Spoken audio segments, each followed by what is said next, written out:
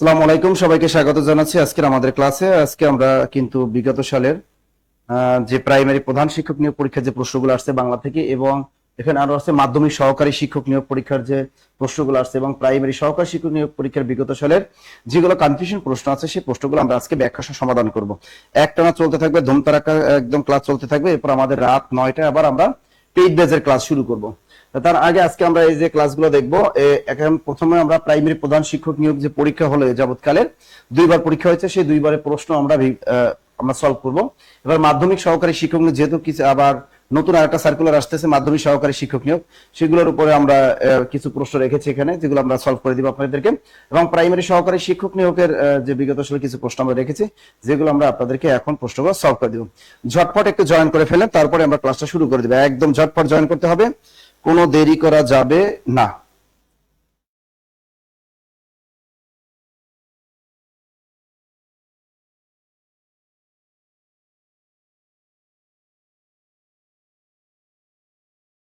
দ্রুত দ্রুত দ্রুত দ্রুত দ্রুত দ্রুত দেখি কেমন আছেন। আলহামদুলিল্লাহ ভালো আছি, ভালো আছি, ভালো আছি, ভালো আছি। ইস, একটু দ্রুত দ্রুত দ্রুত দ্রুত আমি একটু শেয়ার করে দিই, আপনারা শেয়ার। আর একটা জিনিস কি শোনেন, আপনারা গত ক্লাসে যারা মানে সর্বোচ্চ শেয়ারকারী ছিলেন বা মেনশনকারী ছিলেন, আপনাদের নামগুলো আমরা ঘোষণা করি, কিন্তু আপনারা নাম ঠিকানা দেন না। এই কাজটা কি, এটা বলেন তো? এই এক সপ্তাহ যাবত যারা মানে বই পাইছেন আপনারা, কিন্তু আপনারা নাম ঠিকানা দেন না, এগুলো কেন? বারবার বলি, যারা সর্বোচ্চ শেয়ারকারী থাকবেন তাদের একটা কেরিয়ার প্লাস বই দেওয়া হবে, সর্বোচ্চ মেনশনকারী কেরিয়ার প্লাস বই পাবেন, কিন্তু আপনাদের নাম ঠিকানা দিতে বলি আপনারা নাম ঠিকানা দেন না। এই সপ্তাহে কেউ নাম ঠিকানা দেন নাই। এই সপ্তাহে সর্বোচ্চ শেয়ারকারীও নাম ঠিকানা দেন নাই, সর্বোচ্চ মেনশনকারীও নাম ঠিকানা দেন নাই। এর কারণটা কি আবার বলে দিচ্ছি। সর্বোচ্চ শেয়ারকারী আজকে একটা কেরিয়ার প্লাস বই পাবেন, সর্বোচ্চ মেনশনকারী একটা কেরিয়ার প্লাস বাংলা বই পাবেন, কিন্তু আপনারা নাম ঠিকানা দেন নাই। আজকে আমি বলবো ক্লাস শেষে নাম দুইটা ঘোষণা করব, অবশ্যই শেষ পর্যন্ত ক্লাসে থাকবেন, এবং সর্বোচ্চ শেয়ারকারী একটা বই পাবেন এবং সর্বোচ্চ মেনশনকারী একটা কেরিয়ার প্লাস বাংলা বই পাবেন। এবং এই বই দুইটা আমার নাম্বার, আমার হোয়াটসঅ্যাপ নাম্বারে নাম ঠিকানা দিবেন। আর কোথাও নাম ঠিকানা দিলে এই দুইটা বই কখনই আপনি পাবেন না। বারবার আমি বলি যে আমার নাম ঠিকানা, আপনি নাম ঠিকানা দিয়ে দেন, বই পাবেন, কিন্তু আপনারা এইবার দেন না। এটা কোনো কথা? এটা কোনো কথা? আপনারা এত কষ্ট করে শেয়ার করেন, তারপর অনেকে মেনশন করেন, তারপর যদি আপনারা ক্লাসটা যদি মানে ঠিক মতো বইটা যদি না নিতে পারেন তাহলে হবে? আচ্ছা দেখেন, প্রথমে প্রশ্ন আমি একটু ঝটপট প্রশ্নগুলো সলভ করাবো, কারণ আচ্ছা দেখেন, নতুনটা নিবেন, নতুন নিবেন, নতুন। এবার খেয়াল করেন, এখানে বলছে নৌকাডুবি রবীন্দ্রনাথ ঠাকুর রচিত, এটা কি একটা খেয়াল করেন। নৌকাডুবি রবীন্দ্রনাথ ঠাকুর রচিত টিকিট, এটা প্রাইমারি প্রধান শিক্ষক নিয়োগ পরীক্ষা 2012 সালের একটা প্রশ্ন, প্রাইমারি প্রধান শিক্ষক নিয়োগ পরীক্ষার একটা প্রশ্ন এসেছিল। দেখেন, এইরকম লেসগি মার্কের প্রশ্ন কিন্তু করে, এই প্রশ্নগুলো করে সাধারণত বিশেষ পরীক্ষায়। বারবার বলি যে এবার কিন্তু প্রশ্নের প্যাটার্ন চেঞ্জ, যেহেতু মান বন্টন চেঞ্জ, প্রশ্ন কিন্তু বিশেষ স্টাইলে করবে। সুতরাং দশম বিশেষ থেকে একদম 48তম বিশেষ পরীক্ষার বিগত সালের সকল এই বিশেষ পরীক্ষা প্রশ্নগুলো একদম সমাধান করতে হবে। প্রাইমারি সহকারী শিক্ষক নিয়োগ প্রশ্নগুলো সমাধান করতে হবে, প্রাইমারি প্রধান শিক্ষক নিয়োগ প্রশ্নগুলো সমাধান করতে হবে, মাধ্যমিক সহকারী শিক্ষক নিয়োগ প্রশ্নগুলো সমাধান করতে হবে। কিন্তু কারণ আপনারা জানতেই পারতেছেন যে এই চাকরিটা পাইতে হলে নম্বর পেতে হবে সর্বোচ্চ, যেহেতু রিটেন পরীক্ষা নাই, আপনাকে প্রিলিতে একদম সর্বোচ্চ সংখ্যক নম্বরটা অর্জন করতে হবে। তাহলে বুঝতেই পারতেছেন কি রকম একটা পড়াশোনাটা দিতে হবে আপনাদেরকে। তা নৌকাডুবি রবীন্দ্রনাথ ঠাকুর রচিত কি? এটা একটি গল্প, এটা একটি নাটক, এটা একটি উপন্যাস, নাকি এটা একটা প্রবন্ধ? এই প্রশ্নগুলো কারা পারে জানেন? এই প্রশ্নগুলো পারে যাদের বেসিক জ্ঞান থাকে, তাহলে এরা উত্তরটা পারবেন না, তো বা কেউ এই সমস্ত উত্তর পরীক্ষার হলে পারবে না। তো দেখি আপনাদের কে বলতে পারেন এটা কি আসলে। কারণ আমরা জানি রবীন্দ্রনাথ ঠাকুরের উপন্যাস কটা, বলতে পারবেন? আমাদের রবি ঠাকুর মোট উপন্যাস লিখছে কয়টা বলতে পারেন? রবীন্দ্রনাথ ঠাকুরের উপন্যাস সংখ্যা 12টি। রবীন্দ্রনাথ ঠাকুরের রচিত উপন্যাসের সংখ্যা কয়টি? 12টি। এখন এই 12টি উপন্যাস একটা টেকনিক দিয়ে আমি কিন্তু ক্লাসে আপনাদেরকে লিখিয়েছি, সেই টেকনিকটা আবার একটু লেখেন। সুন্দর একটা টেকনিক আপনার লিখবো, রাবণ যাবে, রাবণ যাবে মাকে নিয়ে, ময়কার মা, রাবণ যাবে মাকে নিয়ে দুর্যোগে, রাবণ যাবে মাকে নিয়ে দুর্যোগে চাষের ঘোড়ায় চড়ে, চাষের ঘোড়ায় চড়ে। এই যে দেখেন একটা টেকনিক আমরা শিখছিলাম, এই টেকনিকটা যদি মনে থাকে তাহলে 12টা উপন্যাস মনে রাখতে পারবেন। তা উপন্যাস 12টার নাম কি? রাবণ যাবে মাকে নিয়ে দুর্যোগে চাষের ঘোড়ায় চড়ে। এর ভিতরে রবি ঠাকুর টোটাল 12টা উপন্যাস আছে। দেখো রয়কার রা দিয়ে কি? রা দিয়ে মনে রাখবা রাজস্বী, রা দিয়ে রাজস্বী। তা রাজস্বী কি? একটা উপন্যাস। ব দিয়ে কি মনে রাখবা? বউ ঠাকুরানীর হাট, বউ ঠাকুরানীর হাট। এবার ন দিয়ে কি মনে রাখবা? নৌকা ডুবি, ন দিয়ে কি মনে রাখবা? নৌকা ডুবি, ন দিয়া নৌকা ডুবি। তারপর মা দিয়া কি মনে রাখবা? মালঞ্চ, মা ল ইয়ঞ্চ, মালঞ্চ। দু দিয়া কি মনে রাখবা? দুই বোন, দুই দিয়া কি মনে রাখবা? দুই বোন। জ দিয়া কি মনে রাখবা? যোগাযোগ, জ দিয়া কি মনে রাখতে হবে? যোগাযোগ। গ দিয়া কি মনে রাখবেন? গয়কারে গো, রয়কার রা, গোরা। চা দিয়া কি মনে রাখবেন? চার অধ্যায়, চার অধ্যায়। সে দিয়ে কি মনে রাখবেন? শেষের কবিতা, শেষের কবিতা। এগুলো কেরিয়ার প্লাস বইয়ের শব্দে আছে। ঘ দিয়ে কি মনে রাখবা? ঘরে বাইরে, ঘরে বাইরে। চ দিয়ে কি মনে রাখবা? চতুরঙ্গ। আর একটা কি? চোখের বালি, চোখের বালি। খেয়াল করেন, এই যে দেখেন এইগুলো আপনাকে একটা সুন্দর মতো দিয়ে দিলাম। রাবণ যাবে মাকে নিয়ে দুর্যোগে চাষের ঘোড়ায় চড়ে, রাবণ যাবে মাকে নিয়ে দুর্যোগে চাষের ঘোড়ায় চড়ে। তো এই টোটাল একটা কি? এই টোটাল একটা হলো টেকনিক। এই টেকনিকটা মনে রাখবা, তাহলে তার 12টা উপন্যাস মুখস্থ হয়ে যাবে। দেখেন একেবারে 12টা উপন্যাস কিন্তু এখানে মুখস্থ হয়ে গেল, একদম 12টা। এখন বলতে নৌকাডুবি রবীন্দ্রনাথ ঠাকুর রচিত একটা কি? এই নৌকাডুবি কি? নৌকাডুবি একটা উপন্যাস, সুতরাং উত্তরটা হবে উপন্যাস। দ্রুত লেখেন, এই টেকনিকটা লিখে রাখেন, দ্রুত দ্রুত দ্রুত লেখেন, দ্রুত লেখেন। ও কালার চেঞ্জ করবো, আচ্ছা ঠিক আছে, কালারটা চেঞ্জ করে দেই। আচ্ছা কালারটা পরেরটা চেঞ্জ করবেন, এটা লেখেন এখন, আবার কালো দিয়ে দেবেন। তাহলে রাবণ যাবে মাকে নিয়ে দুর্যোগে চাষের ঘোড়ায় চড়ে। টেকনিকটা কি? রাবণ যাবে মাকে নিয়ে দুর্যোগে চাষের ঘোড়ায় চড়ে। এই হলো তার 12টা উপন্যাস। আচ্ছা রা দিয়ে মনে রাখবা রাজস্বী, তারপর ব দিয়ে মনে রাখবেন বউ ঠাকুরের হাট, ন দিয়ে মনে রাখবেন নৌকাডুবি, মা দিয়ে মনে রাখবেন মালঞ্চ, দু দিয়ে মনে রাখবেন দুই বোন, জয়কার জো দিয়ে মনে রাখবেন যোগাযোগ, গ দিয়ে মনে রাখবেন গোড়া, চা দিয়ে মনে রাখবেন চার অধ্যায়, সে দিয়ে মনে রাখবেন শেষের কবিতা, ঘ দিয়ে মনে রাখবেন ঘরে বাইরে, চ দিয়ে মনে রাখবেন চতুরঙ্গ, আর হলো চোখের বালি। ক্লিয়ার? এটা ক্লিয়ার কিনা? এটা বলেন ক্লিয়ার কিনা? আচ্ছা ওই যে দেখেন একজন সিনথিয়া ইসলাম সুরভি, তিনি সুন্দর মতো লিখে দিয়েছে। সিনথিয়া ইসলাম সুরভি সুন্দর মতো লিখে দিয়েছে। ওকে, আচ্ছা কলম চেঞ্জ করবো পরেরটায়। তাহলে আমরা এটা পেরে গেলাম, উত্তরটা হবে উপন্যাস। পরের প্রশ্নটা আমরা দেখি কি আসছে। দেখেন কোনটি শুদ্ধ বানান? কোনটি শুদ্ধ বানান? এটা প্রাইমারি প্রাইমারি বিদ্যালয়ের প্রধান শিক্ষক নিয়োগ পরীক্ষা 2012 সালে একটা প্রশ্ন, এবং এই প্রশ্নটা কিন্তু এর আগে প্রাইমারি সহকারী শিক্ষক নিয়োগ পরীক্ষায় কিন্তু এসেছিল। তার আদ্যক্ষর বানানটা শুদ্ধ কোনটা বলেন? আদ্যক্ষর বানান শুদ্ধ কোনটা? দ্রুত বলেন, আদ্যক্ষর বানান শুদ্ধ কোনটা? জুবার ভাই একটু লিখে রাখেন তো, সর্বোচ্চ শেয়ারকারী মেনশনকারী একটু লিখে রাখেন, বলেন তো ভাই। এত মনে রাখতে পারবেন না কেন? চাকরি যদি পাইতে হয় মনে রাখতে হবে। একটা এমসিকিউ দিয়ে একটা সেকেন্ড ক্লাস জব করবেন, 11তম গ্রেডের জব করবেন, 10তম গ্রেডের জব করবেন, মাসে মাসে অনেক টাকা কামাবেন, কোটি কোটি টাকার মালিক হবেন, এই একটু পড়াশোনা করবেন না? বাজার থেকে নীল ক্ষেত থেকে একটা গাইড বই কিনলে চাকরি হয়ে যাবে, এত সহজ? শুনেন মজার ব্যাপার বলি, গতকাল আমাদের প্রাইমারি প্রধান শিক্ষক ব্যাজে আমি পড়াইছি, বাংলা ভাষার উপভাষা আছে 6টি। এক ছেলে আমাদের পেইড ব্যাচ স্টুডেন্ট আমাদের অফিসে হটলাইন নাম্বার ফোন দিয়ে বলে, নাসির স্যার 8-10টা প্রশ্ন ক্লাসে ভুল পড়াইছে। আমার তো মাথা গেছে গরম হয়ে, কি কয় আমি 8-10টা প্রশ্ন ভুল পড়াইছি? হ্যাঁ, বাজারে গাইড বই স্পর্শ ধ্বনি দেওয়া আছে কয়টা? 25টা। নাসির স্যার পড়াইছে 20টা। বাংলা ভাষার উপভাষা আছে 6টা, বাজারে গাইডে দেওয়া আছে 5টা। নাসিক ধ্বনি বাজারে গাইডে দেওয়া আছে 5টা, নাসির স্যার পড়াইছে 3টেই, ভুল পড়াইছে কেন? আমি তো পুরো অবাক। পরে এই ছেলেটারে আমি বইয়ের স্ক্রিনশট দিয়ে দিয়ে পাঠাইলাম যে শোনো, বাজারে প্রাইমারি গাইডের মধ্যে ভুলের সংখ্যা অনেক, এগুলো সংশোধন করে দেই। গতকাল আমি ক্লাসে শিখেছি বাংলা ভাষা উপভাষা আছে কয়টা? 6টা। বাংলা ভাষায় নাসিক ধ্বনি কয়টা? 3টা। বাংলা ভাষায় স্পর্শ ধ্বনি আছে কয়টা? 20টা। মান্দার তামলের বই পড়লে কিন্তু হবে না, আপডেট থাকতে হবে, আপডেট না থাকলে কিন্তু কখনোই পারবেন না। তা বাংলা ভাষা এখানে শুদ্ধ বানানটা কোনটা ভালো করে খেয়াল রাখেন। আদ্যক্ষর বানানটা ভালো করে, স্বরে আ, এই যে দয়জা ফলায় আকার আছে, এরপর কিন্তু ক্ষিয়, এরপর র, এই দয়জা ফলায় আকার আছে কিন্তু আদ্যাক্ষর বানানে, আদ্যাক্ষর বানানে দয়জা ফলায় আকার আছে, কিন্তু আদ্যাক্ষর বানানে কি আছে? দয়জা ফলায় আকার। তাহলে উত্তরটা হবে স্বরে দয়জা ফলায় আদ্যাক্ষর বানান এটা। এখন দেখেন, আপনারা দেখেন পরীক্ষায় প্রশ্ন কিভাবে আসতে পারে। ব্যবহারিক বানানটা দেখেন, বয়জে ফলা ব্যব হয়কার হা রয় রস্বীকার ক, এই একটা ব্যবহারিক বানান। আর একটা ব্যবহারিক বানান বয়জা ফলা আকার ব হয়কার হা রয় রস্বীকার ক, ব্যবহারিক। মনে করেন এই বানানটা আসছে, এখন তোমার সামনে বিশেষ পরীক্ষা বা প্রাইমারি পরীক্ষা যে কোনো চাকরি পরীক্ষা ধরতে পারে। বলেন এই দুইটার মধ্যে শুদ্ধ কোনটা? এই দুইটার মধ্যে শুদ্ধ কোনটা? দ্রুত বলেন, এই দুইটার মধ্যে শুদ্ধ কোনটা? বাজারে গাইড বই দেখবেন না, দয়া করে মাপ চাই, বাজারে কোনো প্রাইমারি গাইড বই দেখেন না। ভালো করে বলেন এই দুইটার মধ্যে শুদ্ধ উত্তর কোনটা? এই প্রশ্ন এইটা আবার ধরবে, মনে রাখেন এই প্রশ্ন ধরবে, এটার নাম পিএসসি, এইটা ধরবে। আদ্যক্ষর বানানটা যেহেতু ধরেছে, এর আগে প্রাইমারি গাইডে আদ্যক্ষর বানান দরজা ফলা আকারটা ছিল না, পরে দিছে, এই জন্য কিন্তু এইটা ধরছে।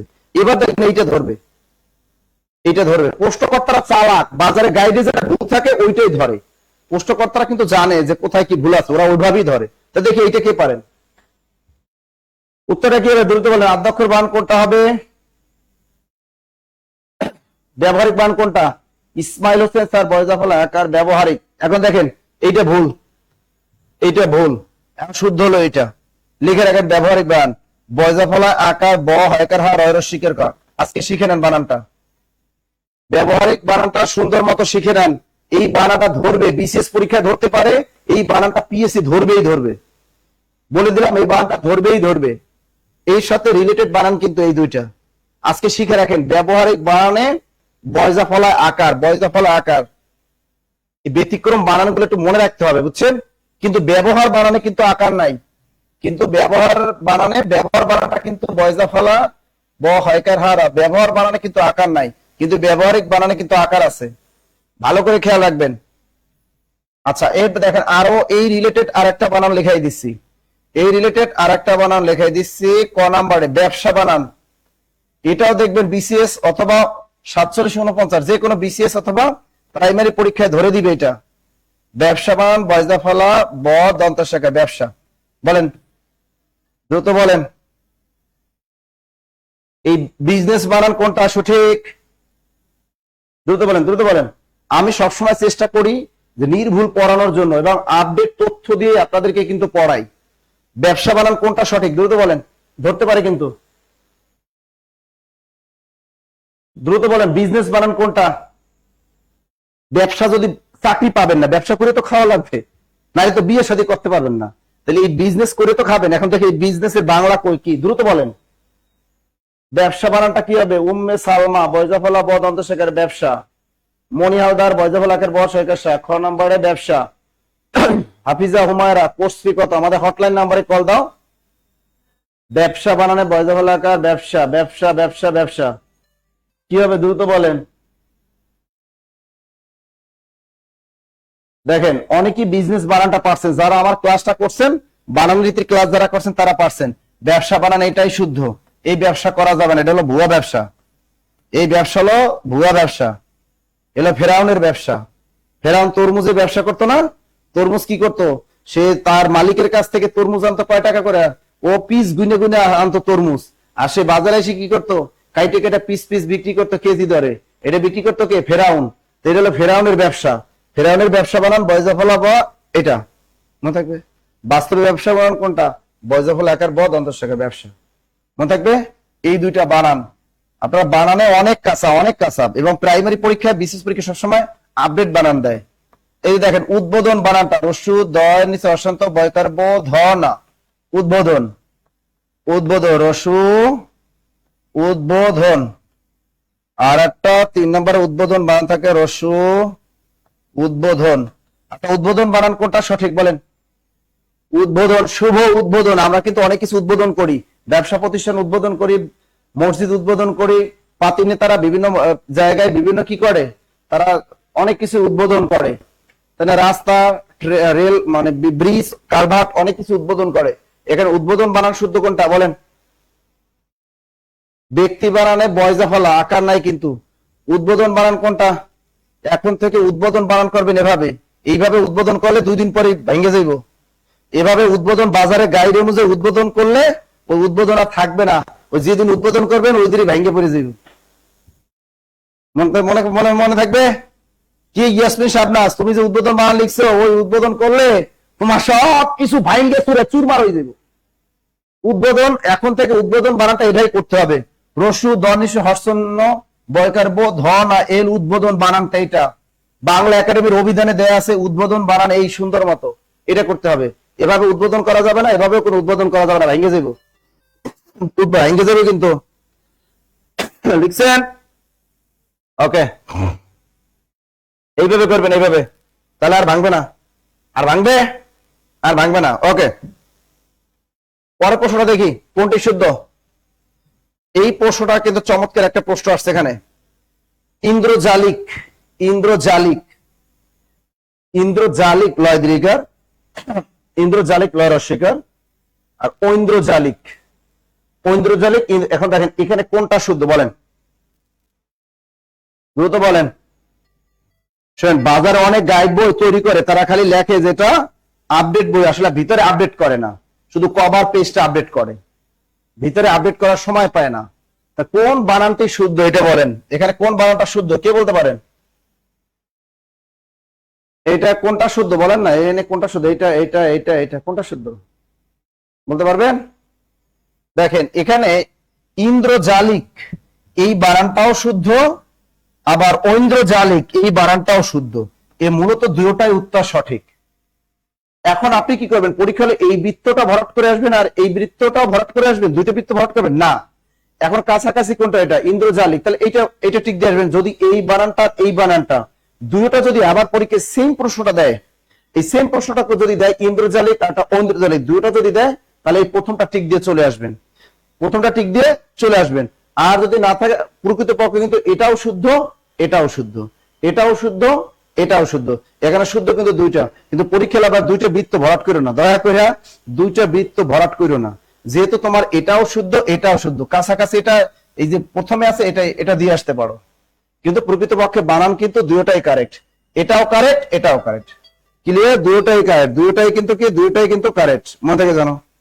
পরের প্রশ্নটা দেখো, সহজ একটা প্রশ্ন ছিল এটা, এটা প্রাইমারি সরকারি শিক্ষক প্রধান শিক্ষক নিয়ে পরীক্ষা 2012 সালের প্রশ্ন। সমাস শব্দের অর্থ কি? সমাস শব্দের অর্থ কি? পরীক্ষা আসে সন্ধি শব্দের অর্থ কি, এটাও আসে সন্ধি শব্দের অর্থ কি, সন্ধি শব্দের অর্থ কি, এই একটা প্রশ্ন আসে। আর একটা আসে সমাস শব্দের অর্থ কি। তা সন্ধি শব্দের অর্থ কিন্তু এক কথা মনে রাখেন, মিলন। সন্ধি শব্দের অর্থ কি? মিলন। আর যদি আসে সমাস শব্দের অর্থ কি, সমাস শব্দের অর্থ কিন্তু সংক্ষেপণ। সমাস শব্দের অর্থ কি? সংক্ষেপণ। এবার কি? মিলন। এবার কি? মিলন। আর একটা কি? একাধিক পদের এক পদীকরণ। একাধিক পদের এক পদীকরণ, একাধিক পদের এক পদীকরণ। ভালো করে খেয়াল করেন, সন্ধি শব্দের অর্থ কি? মিলন। সমাস শব্দের অর্থ কি? সংক্ষেপণ। মিলনও কিন্তু আছে। তারপর কি? একাধিক পদের এক পদীকরণ। প্রশ্নকর্তারা চালাক, সমাস শব্দের অর্থ কি? প্রথমে আবার মিলনও লিখে দেবে, মিলন আবার ঠিক দিবেন না, তাহলে সমাস শব্দের অর্থ কি? উত্তর হবে শর্টকাট, সংক্ষেপণ। সমাস শব্দের অর্থ কি? সংক্ষেপণ। একদম সহজ একটা প্রশ্ন, সহজ, লিখে রাখেন।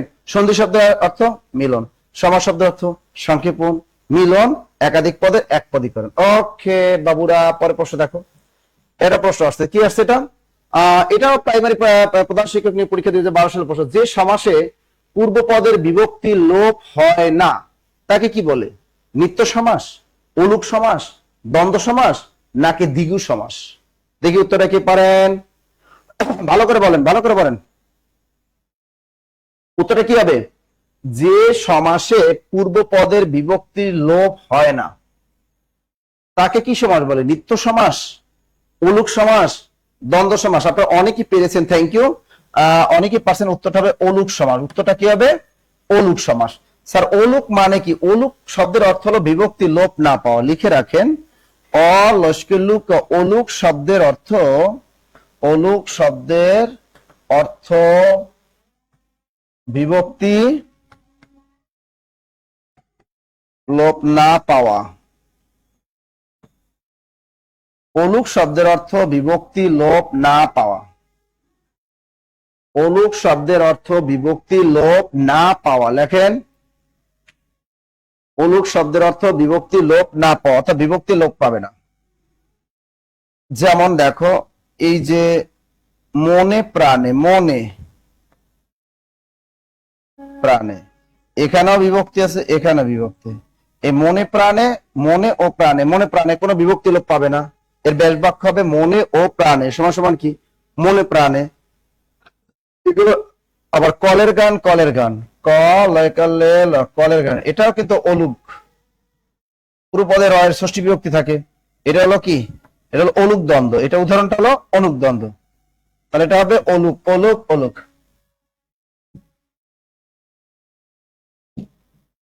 এটা বলেন তো, তিনি চোখে দেখেন না, বাক্যে চোখে কোন কারক? তিনি চোখে দেখেন না, দ্রুত বলেন।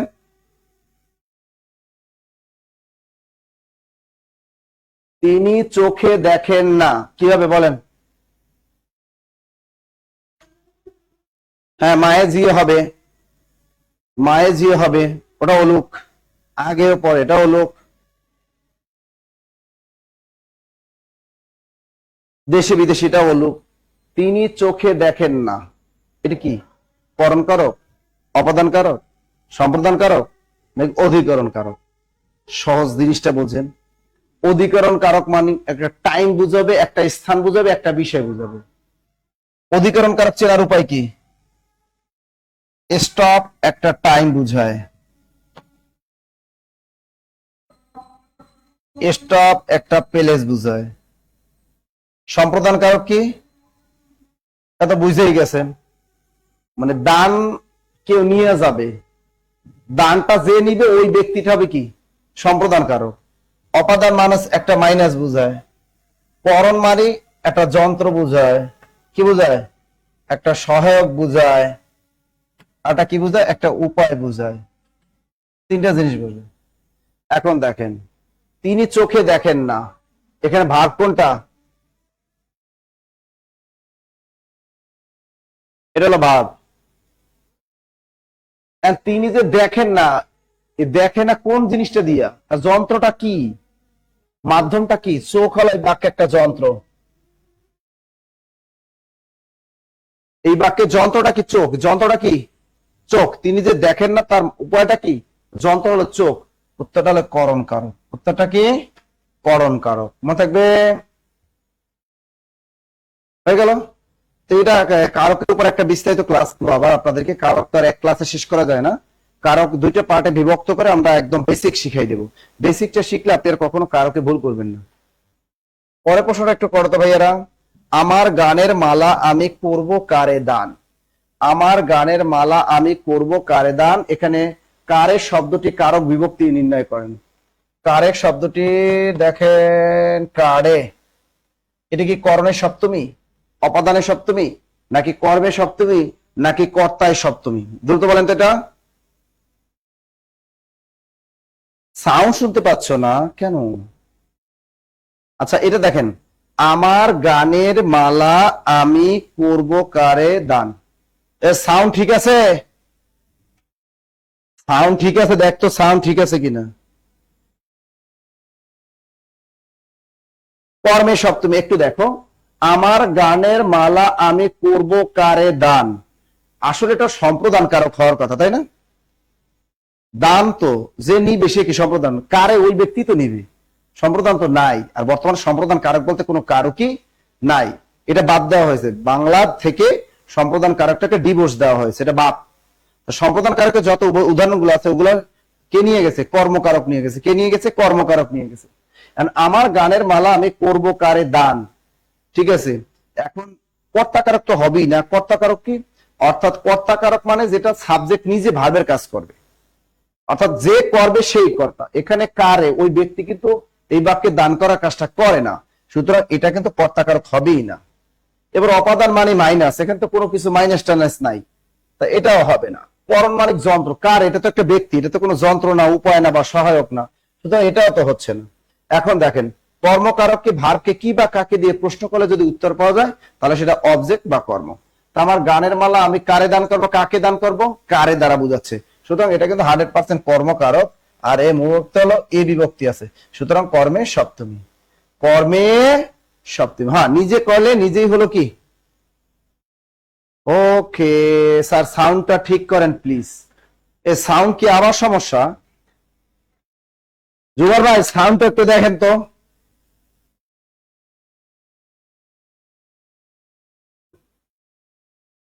আচ্ছা গেল এটা।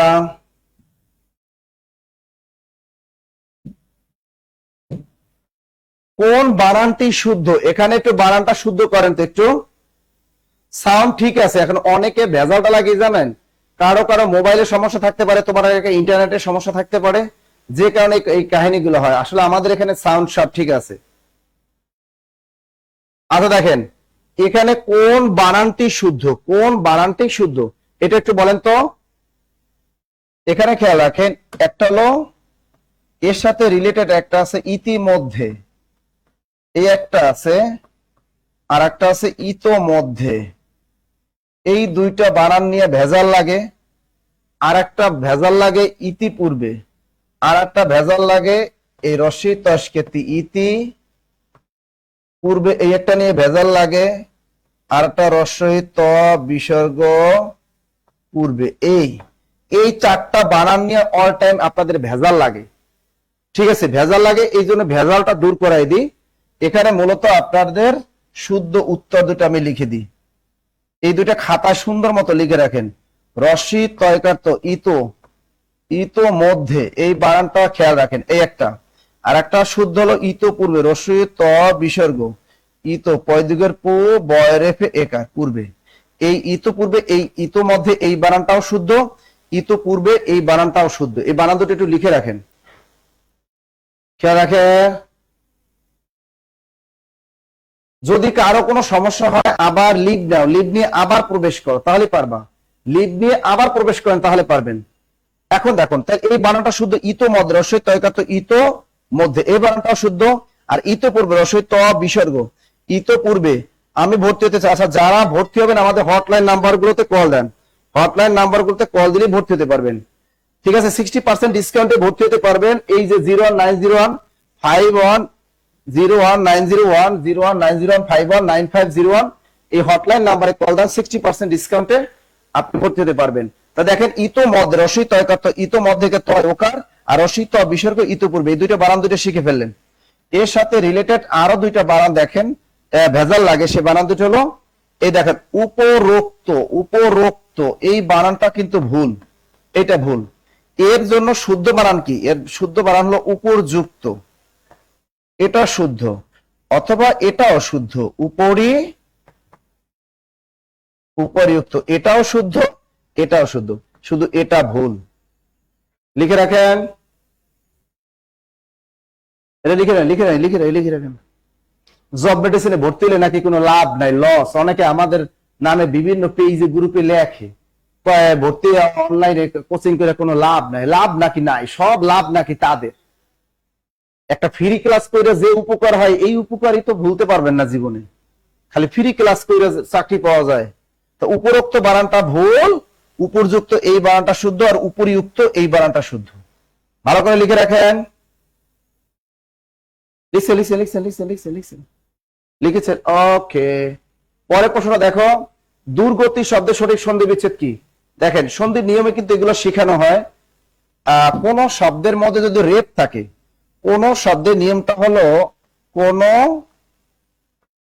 কোন শব্দে রেফ, কোন শব্দে রেপ থাকলে, কোন শব্দে রেপ থাকলে কি হবে? কোন শব্দে রেপ থাকলে বিসর্গ হবে। কোন শব্দে রেপ থাকলে কি হবে? বিসর্গ হবে। লেখেন, কোন শব্দে রেপ থাকলে বিসর্গ হবে, কোন শব্দে রেপ থাকলে বিসর্গ হবে। যেমন এখানে আছে কি দুর্গতি, শব্দটা কি দেশে? দশকে দু গয়রেপ তস্কীর্তি, দুর্গতি। তা রেপ আছে, এ রেপের পরিবর্তে কি বসাবা?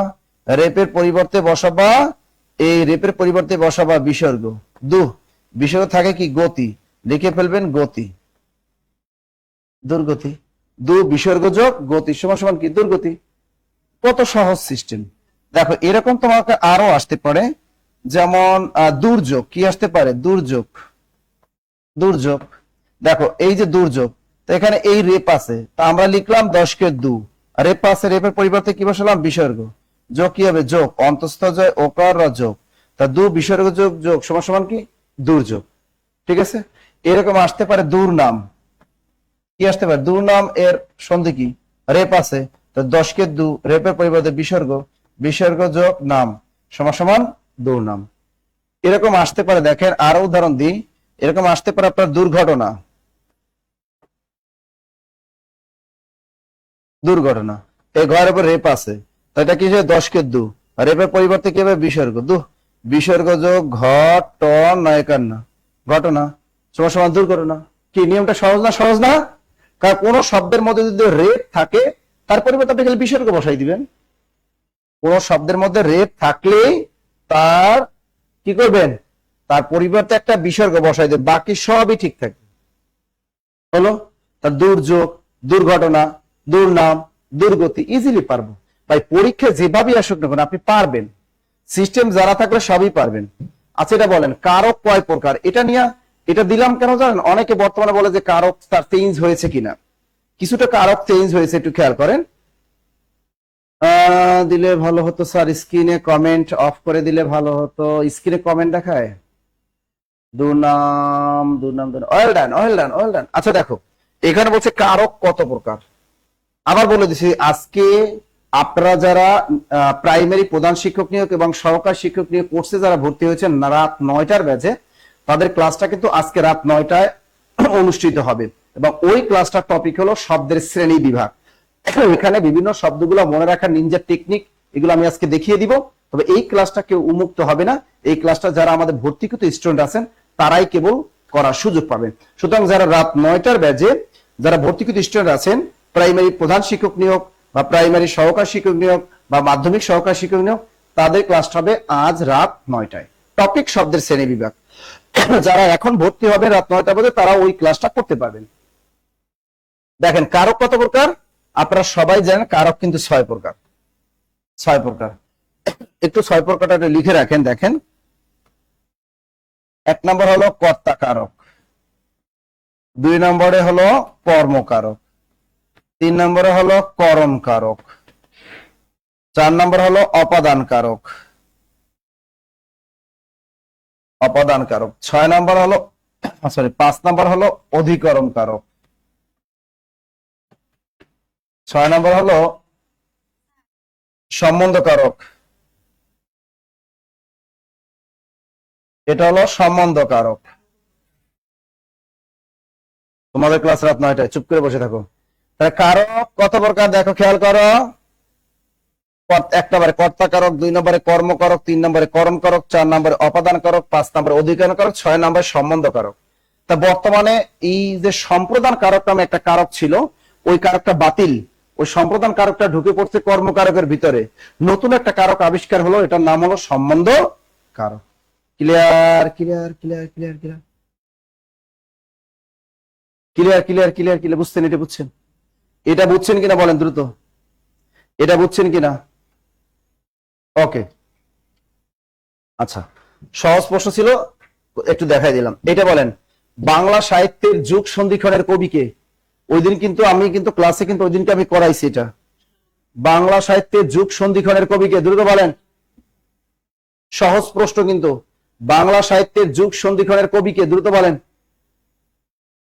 দ্রুত বলেন। বা বার্ষিক, বর্ষযোগ ইক, বার্ষিক এটা হলো ই প্রকৃতি প্রত্যয় জনিত শব্দ।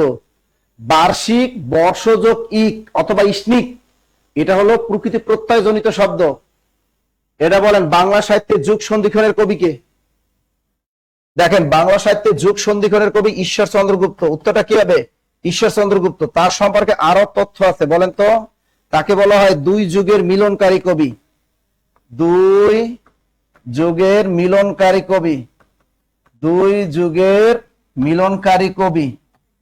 2 যুগের মিলনকারী কবিকে? ঈশ্বরচন্দ্র গুপ্ত। আবার যুগ সন্ধিক্ষণের কবিকে? ঈশ্বরচন্দ্র গুপ্ত। দ্রুত লিখে রাখেন, দ্রুত লেখেন। যুগ সন্ধিক্ষণের কবি ঈশ্বরচন্দ্র গুপ্ত। বাংলা সাহিত্যে যুগ সন্ধিক্ষণ কত থেকে কত? 1760 থেকে 1860 সমান সমান 100 বছর। কত বছর? 100 বছর। লেখেন 1760 থেকে 1860, 1760 থেকে 1860 সমান সমান কত বছর?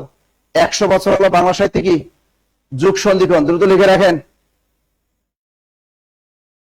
দ্রুত লেখেন, দ্রুত। বাংলা সাহিত্যে যুগ সন্ধিক্ষণ কত থেকে কত? 1760 থেকে 1860 সমান সমান কত বছর?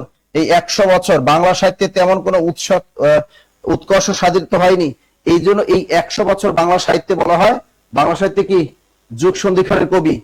ঠিক আছে, গেল এটা। এবার লেখেন বাংলা সাহিত্যে ভ্রমণকারী কবি বলা হয় কাকে? বাংলা সাহিত্যে ভ্রমণকারী কবি, বাংলা সাহিত্যে ভ্রমণকারী কবিকে ঈশ্বরচন্দ্র গুপ্ত, তাকে বলা হয় ভ্রমণকারী কবি। বাংলা সাহিত্যে ভ্রমণকারী কবি বলা হয় কাকে? ঈশ্বরচন্দ্র গুপ্তকে। 3টা পয়েন্ট লিখবেন, একটা হলো বাংলা সাহিত্যে ভ্রমণকারী বলা হয়, ঈশ্বরচন্দ্র গুপ্তকে বলা হয় ভ্রমণকারী কবি। আর একটা প্রশ্ন, 2 যুগের মিলনকারী কবি, আর হলো যুগ সন্ধিক্ষণের কবি। 3টা পয়েন্ট লিখে রাখেন, বাংলা সাহিত্যে ভ্রমণকারী কবি ঈশ্বরচন্দ্র গুপ্ত, 2 যুগের মিলনকারী কবি ঈশ্বরচন্দ্র গুপ্ত, যুগ সন্ধিক্ষণের কবি ঈশ্বরচন্দ্র গুপ্ত। লিখছেন? লেখা শেষ, লেখা শেষ, লেখা শেষ, লেখা শেষ।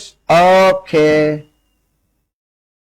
আপনারা লিটারেচারে অনেকে দুর্বল, আপনারা শারীরিকভাবে দুর্বল শুধু তা না, লিটারেচারও কি বাঙালি শারীরিকভাবে দুর্বল, বাঙালি লিটারেচারও দুর্বল, সাহিত্য আপনারা কম পড়ে। তাহলে রবীন্দ্রনাথ ঠাকুর কোন কাব্যগ্রন্থের জন্য নোবেল পুরস্কার পান? এই উত্তরটা একটু খেয়াল রাখো।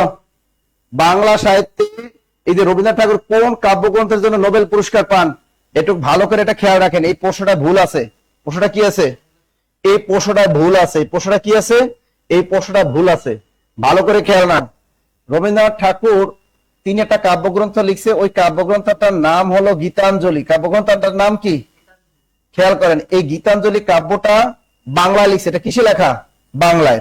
এই গীতাঞ্জলি কাব্যটা প্রকাশ পায় 1910 সালে। সুন্দর মতো তথ্যগুলো লিখে রাখো, সুন্দর মতো তথ্যগুলো লিখে রাখেন। রবীন্দ্রনাথ ঠাকুর গীতাঞ্জলি কাব্যটি প্রকাশ পায় কত সালে? 1910 সালে। এখন দেখেন, বলতে হবে এই গীতাঞ্জলি কাব্যের ভূমিকা লেখেন কে? আস্তে আস্তে প্রশ্নগুলো আমি বলি। তাহলে গীতাঞ্জলি কাব্যটি প্রকাশ পায় 1910 সালে। এরপরে প্রশ্ন, গীতাঞ্জলি কাব্যের ভূমিকা লেখেন কে? গীতাঞ্জলি কাব্যের ভূমিকা কে লেখেন? কে পারেন? গীতাঞ্জলি কাব্যের ভূমিকা লেখেন কে? কে বলতে পারবা? গীতাঞ্জলি কাব্যের ভূমিকা লেখেন কে? এটা একটু বলে দেন না আমাকে, একজনও পারবেন? গীতাঞ্জলি কাব্যের ভূমিকা লিখছে কে? দিশাহীন যাত্রী, তিনি লিখছেন স্যার এটা রবি ঠাকুর নিজেই। আর একজন স্যার গীতাঞ্জলি প্রকাশ পায় 1913 সালে। আল্লাহ রে, তোমরা কই পাও এগুলা? কও তো, এগুলো তোমরা কই পাও?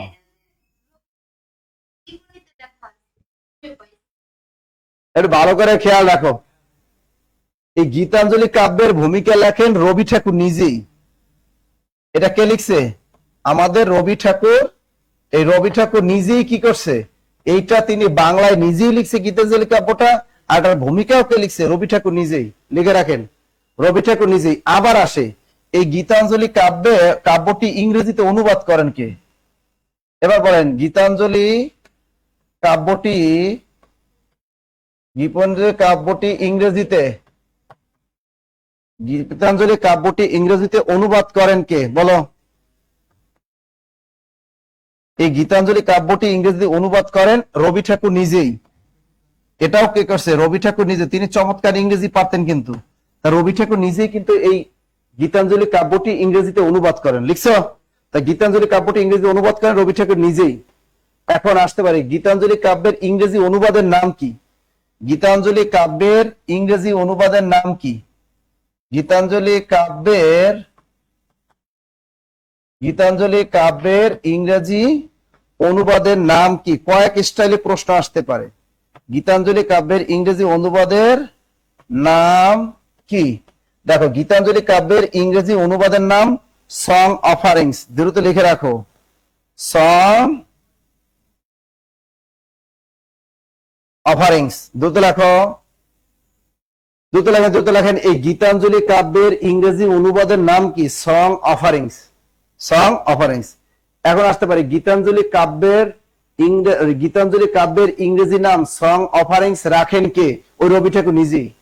উনি নিজেই গীতাঞ্জলি কাব্যটা ইংরেজিতে ট্রান্সলেট করলেন, এবং তিনি এই নামটা দিয়ে দিলেন সং অফারিংস। ক্লিয়ার? এবার আসতে পারে এই সং অফারিংস গ্রন্থের ভূমিকা লেখেন কে? সং অফারিংস কাব্যের বা গ্রন্থের ভূমিকা লেখেন কে? সং অফারিংস গ্রন্থের ভূমিকা লেখেন কে? এইটা হলো William Butler Yeats. William Butler Yeats. দ্রুত লেখো।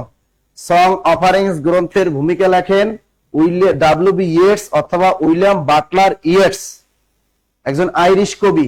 তার প্রশ্ন ভালো করে পড়বা, তারপর উত্তর দিবা। তার এই গীতাঞ্জলি কাব্যের ভূমিকা কিন্তু ডাব্লিউ.বি. ইয়েটস লেখে নাই। উনি লিখছে সং অফারিংস গ্রন্থ, যেটা রবি ঠাকুর ইংরেজিতে অনুবাদ করছেন। ওই গ্রন্থটার ভূমিকা লিখে দিচ্ছে কে? ডাব্লিউ.বি. ইয়েটস অর্থাৎ উইলিয়াম বাটলার ইয়েটস। ভালো করে পড়বেন, তারপর এটা লিখবেন। উইলিয়াম বাটলার ইয়েটস উনি কিন্তু এই সং অফারিংস গ্রন্থের কি করছেন? ভূমিকা লিখছেন। আবার উইলিয়াম বাটলার ইয়েটস দেখো না, উইলিয়াম বাটলার ইয়েটস। এখন দেখো এই সং অফারিংস গ্রন্থটি প্রকাশ পায় কত সালে? Song offerings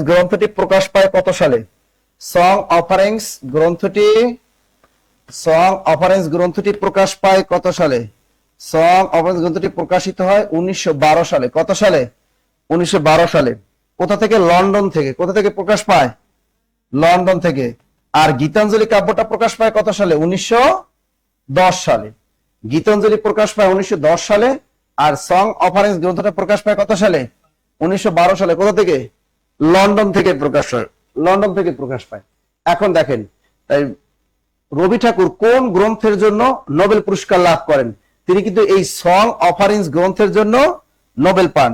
Rabi Thakur song offerings গ্রন্থের জন্য নোবেল লাভ করেন কত সালে? এশিয়া মহাদেশের মধ্যে প্রথম সাহিত্যে নোবেল পুরস্কার লাভ করেন 1900 কত সালে? 13 সালে। খেয়াল করেন, তাহলে কোন গ্রন্থের জন্য নোবেল পাইলো? তিনি কি গীতাঞ্জলির জন্য পাইলো? না, তিনি কোন গ্রন্থটার জন্য পাইলো? সং অফারিংস গ্রন্থের জন্য নোবেল পুরস্কার পাইলো কত সালে? 1913 সালে। মনে থাকবে 1913 সালে। এখন এখানে বলছে রবীন্দ্রনাথ ঠাকুর কোন কাব্যগ্রন্থের জন্য নোবেল পুরস্কার লাভ করেন? সোনার তারি, গীতাঞ্জলি, নৈবেদ্য চিত্র। অপশনে যেহেতু সং অফারিংস নেই, এজন্য আমরা গীতাঞ্জলি টিক দিয়ে আসবো। কথা ক্লিয়ার? সং অফারিংস কথাটা যদি থাকে, গীতাঞ্জলি যদি অপশনে থাকে, সং অফারিংস থাকে, মাস্ট আপনি টিক দিবেন কোনটা? মাস্ট আপনি অবশ্যই টিক দিবেন সং অফারিংস। মনে থাকবে, টিক দিবেন সং অফারিংস। ক্লিয়ার। ওকে, এখন দেখেন এই রবীন্দ্রনাথ ঠাকুর নাইট উপাধি পান কত সালে? বলতে পারেন? রবীন্দ্রনাথ ঠাকুর নাইট উপাধি পান কত সালে? রবীন্দ্রনাথ ঠাকুর নাইট উপাধি পান 1915 সালে। কত সালে?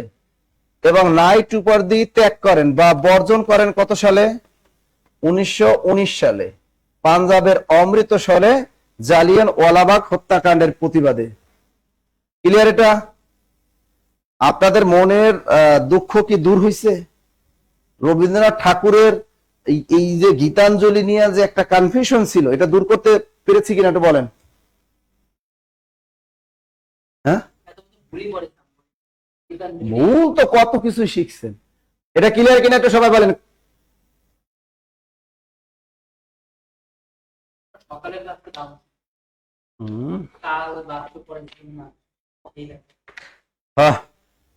এবার লিখছেন তো? ওকে, পরের প্রশ্নটা পড়েন। সহজ প্রশ্ন। ময়মনসিংহ গীতিকা এর সংগ্রাহক কে ছিলেন? চন্দ্রকুমার দে, ডক্টর দীনেশ চন্দ্র সেন, ডক্টর আশুতোষ ভট্টাচার্য, না দক্ষিণারঞ্জন মিত্র মজুমদার? কে? আসল কথা কি, এই ময়মনসিংহ গীতিকা সংগ্রহের পৃষ্ঠপোষকতা দান করছে কে জানো? এই আশুতোষ ভট্টাচার্য। উনি কি করছেন? ময়মনসিংহ গীতিকা সংগ্রহের ক্ষেত্রে পৃষ্ঠপোষকতা দান করছে। এরপর কলকাতা বিশ্ববিদ্যালয়ের বাংলা বিভাগের অধ্যাপক ছিলেন ডক্টর দীনেশ চন্দ্র সেন। এর বাড়ি হলো মানিকগঞ্জে। উনি এই প্রকল্পটার দায়িত্ব পাইছেন। কি পাইছেন? আশুতোষ ভট্টাচার্য কি করছে? মানির ব্যবস্থা করে দিছে। কি করছে? মানির ব্যবস্থা করে দিছে। এই ডক্টর দীনেশ চন্দ্র সেনকে কইছে, যাও, তোমার বাড়ি বাংলাদেশ না? হ্যাঁ। কই বাড়ি তোমার? মানিকগঞ্জ। হ্যাঁ, যাও, তাড়াতাড়ি যাও, তাড়াতাড়ি বাংলাদেশে যাও। যাইয়া কি করো? ময়মনসিংহ গীতিকা কি করো? কৃষকদের নিকট থেকে সংগ্রহ করো। চলে আসলো বাংলাদেশে। ডক্টর দীনেশ চন্দ্র সেন আসছে, তখন তার বন্ধু ছিল চন্দ্রকুমার দে। এই চন্দ্রকুমার দে এর বাড়ি কোথায়? নেত্রকোনা। তাকে বলো, ও বন্ধু তুমি কাছে আসো, আমরা একটা প্রকল্প হাতে পেয়েছি, তোমাকে কিছু মাল পানি দেবো, যাও। তুমি কি করো? এই নেত্রকোনা এবং কিশোরগঞ্জ অঞ্চলের কৃষকদের নিকট থেকে তুমি কি করো? এই ময়মনসিংহ গীতিকা গুলো তুমি সংগ্রহ করো। এই চন্দ্রকুমার দে কি করলো? কৃষকদের নিকট থেকে গিয়ে এগুলো সংগ্রহ করে লিখে নিয়ে আসলো। এগুলো আইনে কার কাছে দিল? এবং তার সাথে আরো একজন হেল্প করছিল, আমাদের পল্লী কবি জসিমউদ্দিন, তিনিও তার সাথে একটু হেল্প করছিল। এরপর চন্দ্রকুমার দে ওই ফাইল আইনে কার কাছে দিল? তার ফ্রেন্ড ডক্টর দীনেশ চন্দ্র সেনের কাছে দিল। ডক্টর দীনেশ চন্দ্র সেন এগুলোর কি করলো? তিনি এগুলো বসে বসে আবার সম্পাদনা করলো, ভালো করছে। সম্পাদনা করে তিনি আবার কি করলেন? কলকাতা বিশ্ববিদ্যালয় থেকে 1923 সালে তিনি এটা প্রকাশ করলেন। তাহলে ময়মনসিংহ গীতিকা প্রকাশ পায় কত সালে? 1923 সালে। কোথা থেকে প্রকাশ পায়? কলকাতা বিশ্ববিদ্যালয় থেকে। এই ময়মনসিংহ গীতিকা বিশ্বের আবার 23টি ভাষায় অনুদিত হয়। কতটি ভাষায়? 23টি ভাষায় অনুদিত হয়। কথা ক্লিয়ার? এবার আমি একটু আপনাদেরকে বলবো, প্রশ্নগুলো লিখে রাখেন। দেখেন, ময়মনসিংহ গীতিকা কোন অঞ্চলের গীতিকা? এই একটা প্রশ্ন আসে, ময়মনসিংহ গীতিকা কোন অঞ্চলের গীতিকা? কি বলতে পারবা? ময়মনসিংহ গীতিকা কোন অঞ্চলের গীতিকা? এই প্রশ্নটা কিন্তু অনেক পরীক্ষায় আসে। তাহলে দেখেন, ময়মনসিংহ গীতিকা হলো নেত্রকোনা ও কিশোরগঞ্জ অঞ্চলের গীতিকা। লিখে রাখেন, নেত্রকোনা, ময়মনসিংহ গীতিকা নেত্রকোনা ও কিশোরগঞ্জ অঞ্চলের গীতিকা। ও কিশোরগঞ্জ অঞ্চলের গীতিকা। দ্রুত লেখেন, নেত্রকোনা ও কিশোরগঞ্জ অঞ্চলের গীতিকা। প্রশ্ন লিখে রাখো, দ্রুত লেখেন, দ্রুত লেখেন। তাহলে ময়মনসিংহ গীতিকা কোন অঞ্চলের গীতিকা? ময়মনসিংহ গীতিকা হলো নেত্রকোনা এবং কিশোরগঞ্জ অঞ্চলের গীতিকা। লিখছেন?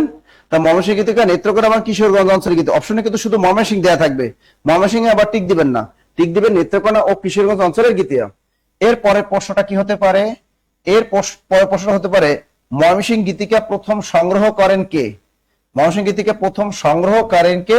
এই চন্দ্রকুমার দে। সংগ্রহ করেন কে? চন্দ্রকুমার দে। এই ময়মনসিংহ গীতিকা সংগ্রহের পৃষ্ঠপোষকতা দান করেন কে?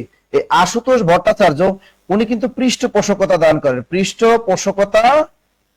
পৃষ্ঠপোষকতা দান করেন। তা পৃষ্ঠপোষকতা দান করলো কে ময়মনসিংহ গীতিকা সংগ্রহের? এটা হলো আশুতোষ ভট্টাচার্য। আর ময়মনসিংহ গীতিকা সম্পাদনা এবং প্রকাশ করেন কে? তা ময়মনসিংহ গীতিকা লেখেন সম্পাদনা ও প্রকাশ করেন। ময়মনসিংহ গীতিকা সম্পাদনা প্রকাশ করেন কে? ডক্টর দীনেশ চন্দ্র সেন। কে?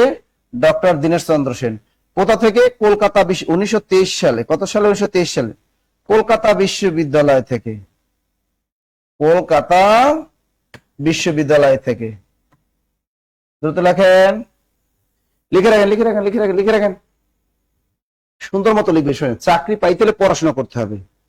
সর্বোচ্চ নম্বর না থাকলে আপনি হাই স্কুলে সহকারী শিক্ষক নিয়োগ আসতেছে, সেখানেও টিকবেন না। আপনি বিশেষ পরীক্ষায় টিকবেন না। আপনি প্রাইমারি সহকারী শিক্ষক নিয়োগও টিকবেন না, প্রাইমারি প্রধান শিক্ষক নিয়োগও টিকবেন না। কারণ যেহেতু লিখিত পরীক্ষা নেই, সুতরাং আপনার কিন্তু কি করতে হবে? আপনাকে একটু ভালো মানের একটু পড়াশোনা করতে হবে, একটু ভালো মানের পড়াশোনা করতে হবে। তাহলে ময়মনসিংহ গীতিকা সম্পাদনা ও প্রকাশ করেন কে? ডক্টর দীনেশ চন্দ্র সেন। এই ডক্টর দীনেশ চন্দ্র সেনের বাড়ি কোথায়? মানিকগঞ্জ। চন্দ্রকুমার দেয়ের বাড়ি কোথায়? নেত্রকোনা। চন্দ্রকুমার দেয়ের বাড়ি কোথায়? এই লোকটার বাড়ি হলো আমাদের নেত্রকোনা। আর দীনেশ চন্দ্র সেনের বাড়ি কোথায়? আমাদের মানিকগঞ্জ। কোথায়? মানিকগঞ্জ। লিখছি আমরা? ওকে, দ্রুত লিখে রাখেন।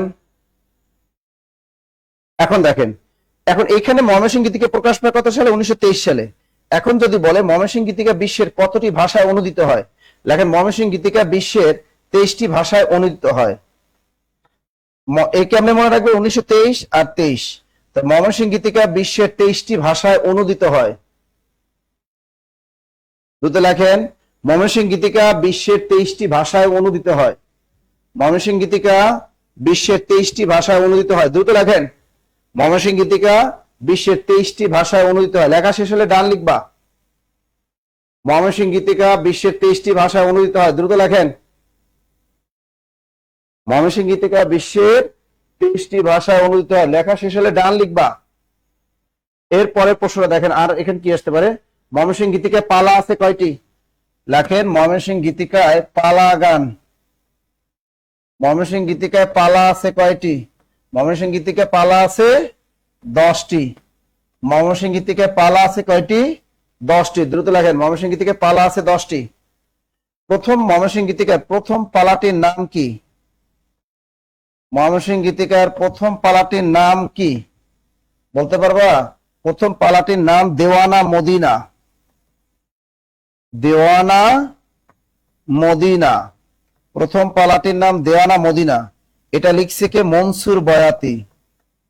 মনসুর বয়াতি, লিখে রাখো। আমি কিন্তু আস্তে আস্তে পড়াচ্ছি যাতে আপনারা লিখতে পারেন,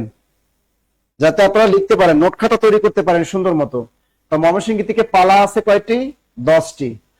প্রথম ময়মনসিংহ গীতিকে প্রথম পালাটির নাম কি? প্রথম পালাটির নাম দেওয়ানা মদিনা। প্রথম পালাটির নাম দেওয়ানা মদিনা। দেওয়ানা মদিনা এই পালাটি রচয়িতাকে মনসুর বয়াতি। লিখে রাখেন, মনসুর বয়াতি। লেখা শেষ হলে একটু ডান লিখবা। দেওয়ানা মদিনা, এই তো নুরুন নবী, থ্যাংক ইউ ভাইয়া। হ্যাঁ, দেওয়ানা মদিনা প্রথম পালাটির নাম, এটা রচয়িতাকে মনসুর বয়াতি। এখান থেকে আরেকটা প্রশ্ন আসতে পারে, ময়মনসিংহ গীতিকার শ্রেষ্ঠ পালাটির নাম কি? তাহলে লেখেন, ময়মনসিংহ গীতিকার শ্রেষ্ঠ পালাটির নাম। ময়মনসিংহ গীতিকার শ্রেষ্ঠ পালাটির নাম, ময়মনসিংহ গীতিকার শ্রেষ্ঠ পালাটির নাম কি? ময়মনসিংহ গীতিকার শ্রেষ্ঠ পালাটির নাম মহুয়া। মহুয়া আসতে পারে। মহুয়া পালাটি রচয়িতাকে? দিস কানাই। মহুয়া পালাটি রচয়িতাকে? দিস কানাই। মহুয়া পালাটি রচয়িতাকে? দিস কানাই। দ্রুত লেখো, মহুয়া পালাটি রচয়িতা দিস কানাই। তা ময়মনসিংহ গীতিকার শ্রেষ্ঠ পালাটির নাম কি? মহুয়া। আর এই মহুয়া পালাটি রচয়িতাকে দিস কানাই। দ্রুত লেখেন, দ্রুত দ্রুত দ্রুত। ময়মনসিংহ গীতিকায় মাতৃতান্ত্রিক সমাজের বৈশিষ্ট্য প্রাধান্য পেয়েছে। ময়মনসিংহ গীতিকায় কি? মাতৃতান্ত্রিক সমাজের বৈশিষ্ট্য প্রকাশ পেয়েছে। যাই হোক, ময়মনসিংহ গীতিকা থেকে যদি আপনাদের কোনো প্রশ্ন আসে, ইনশাআল্লাহ পারবেন কিনা বলেন? ময়মনসিংহ গীতিকা থেকে কোনো প্রশ্ন, বিসিএস, প্রাইমারি, যে কোনো নিবন্ধন, যে কোনো পরীক্ষা আসতে পারবেন কিনা এটা আমাকে বলেন, পারবেন কিনা? পারবেন? ওকে ওকে, থ্যাংক ইউ বেবি। পরস্পর চলে যায়। দেখো, মুকুন্দরাম চক্রবর্তী রচিত কাব্যগ্রন্থের নাম কি? এটা সরকারি মাধ্যমিক বিদ্যালয় সহকারী শিক্ষক নিয়ে পরীক্ষা আসছে। এই যে দেখেন, সরকারি মাধ্যমিক বিদ্যালয় সহকারী শিক্ষক নিয়ে পরীক্ষা কিন্তু সামনে আসতেছে সার্কুলার। তো এই প্রশ্নটা আমাদের 2019 সালে মাধ্যমিক বিদ্যালয় সহকারী শিক্ষক নিয়ে পরীক্ষা হয়েছিল, ওই পরীক্ষার প্রশ্ন দিয়ে দিচ্ছি আমি। বলেন তো, মুকুন্দরাম চক্রবর্তী, তাকে এই মুকুন্দরাম চক্রবর্তী কিন্তু মধ্যযুগের একজন বিখ্যাত ঔপন্যাসিক বলা যায়। তাকে মূলত তাকে একজন মধ্যযুগের বিখ্যাত উপন্যাসিক বলা যায়। চণ্ডীমঙ্গল কাব্যের তিনি কিন্তু শ্রেষ্ঠ কবি। চণ্ডীমঙ্গল কাব্য, তিনি বিখ্যাত কাব্যগ্রন্থের নাম হলো চণ্ডীমঙ্গল। কি নাম? চণ্ডীমঙ্গল। তাহলে এই চণ্ডীমঙ্গল কাব্যের আদি কবিকে? লেখা রাখেন, চণ্ডীমঙ্গল কাব্যের আদি কবি। চণ্ডীমঙ্গল কাব্যের আদি কবি, চণ্ডীমঙ্গল কাব্যের আদি কবিকে মানিক দত্ত। লেখেন মানিক দত্ত। চণ্ডীমঙ্গল কাব্যের আদি কবি মানিক দত্ত।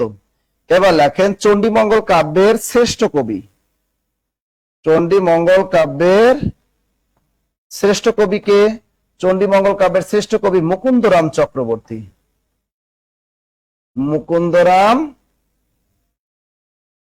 চক্রবর্তী। এই প্রশ্ন দুটি লিখে রাখেন। চণ্ডীমঙ্গল পরীক্ষা যদি আসে, চণ্ডীমঙ্গল কাব্যের আদি কবিকে লিখে রাখেন। চণ্ডীমঙ্গল কাব্যের আদি কবি মানিক দত্ত, আর এই চণ্ডীমঙ্গল কাব্যের শ্রেষ্ঠ কবি মুকুন্দরাম চক্রবর্তী। দ্রুত লেখেন, শ্রেষ্ঠ কবি মুকুন্দরাম চক্রবর্তী। এরপরে এখান থেকে আরেকটা প্রশ্ন ধরতে পারে, চণ্ডীমঙ্গল কাব্যের কাহিনী কয় ভাগে বিভক্ত? লেখেন, চণ্ডীমঙ্গল কাব্যের কাহিনী 2 ভাগে বিভক্ত। চণ্ডীমঙ্গল কাব্যের কাহিনী, কাহিনী বানান কিন্তু সব রস্বইকার। চণ্ডীমঙ্গল কাব্যের কাহিনী 2 ভাগে বিভক্ত। 2 ভাগে বিভক্ত। একটা হলো কালকেতুর কাহিনী, আর একটা হলো ধনপতি সওদাগরের কাহিনী। একটা হলো কালকেতুর কাহিনী, আর একটা ধনপতি সওদাগরের কাহিনী। এই হলো চণ্ডীমঙ্গল কাব্যের কাহিনী 2 প্রকার। এখন দেখেন, পরীক্ষা আসতে পারে চণ্ডীমঙ্গল কাব্যের ওই যে কালকেতুর কাহিনীর চরিত্র। চণ্ডীমঙ্গল কাব্যের বিখ্যাত চরিত্র কি? কালকেতুর কাহিনীর চরিত্র, বিখ্যাত চরিত্র। বিখ্যাত চরিত্র হলো 1 নম্বর হলো কালকেতু। কালকেতু। বলতে পারে চণ্ডীমঙ্গল কাব্যের চরিত্র কি? কালকেতু। 2 নম্বরে ফুল্লুরা। 2 নম্বরে ফুল্লুরা, এই বিখ্যাত, এটা হলো নায়ক, এটা কি নায়ক, আর ফুল্লুরা কি? এটা হলো নায়িকা। ফুল্লুরা হলো নায়িকা। দ্রুত লেখো। আবার পরীক্ষা বলতে পারে চণ্ডীমঙ্গল কাব্যের চণ্ডী কার স্ত্রী? শিবের স্ত্রী।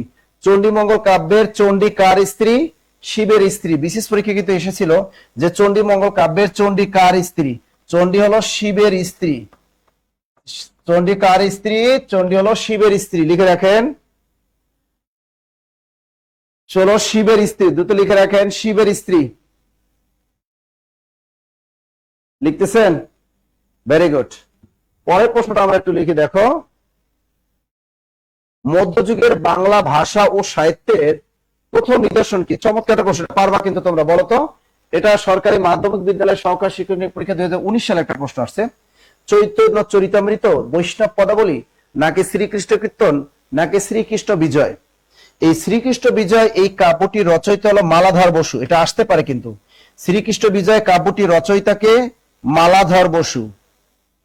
মালাধর বসু, লিখে রাখেন। শ্রীকৃষ্ণ বিজয় কাব্যটি রচয়িতা মালাধর বসু।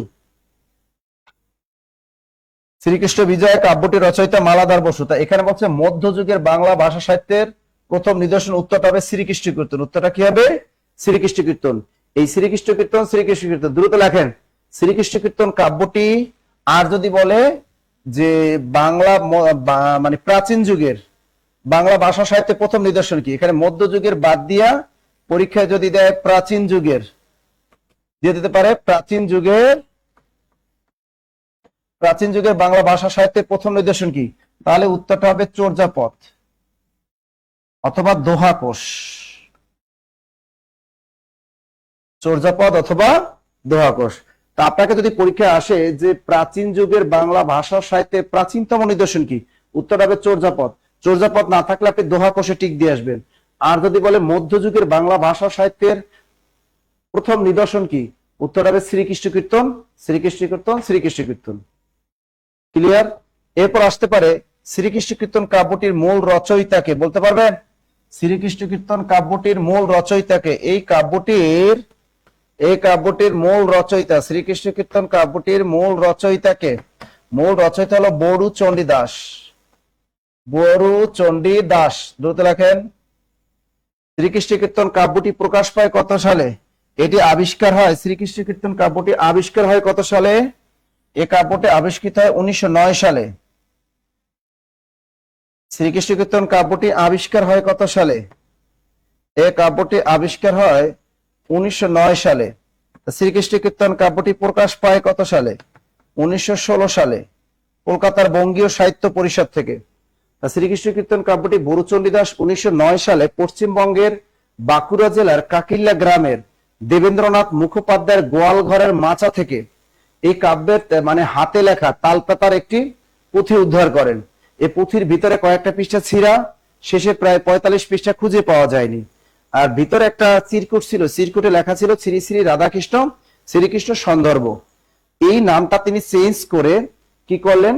তিনি শ্রী বসন্ত রঞ্জন রায়, তিনি কি করলেন? নামটা চেঞ্জ করে রাখলো শ্রীকৃষ্ণ কীর্তন।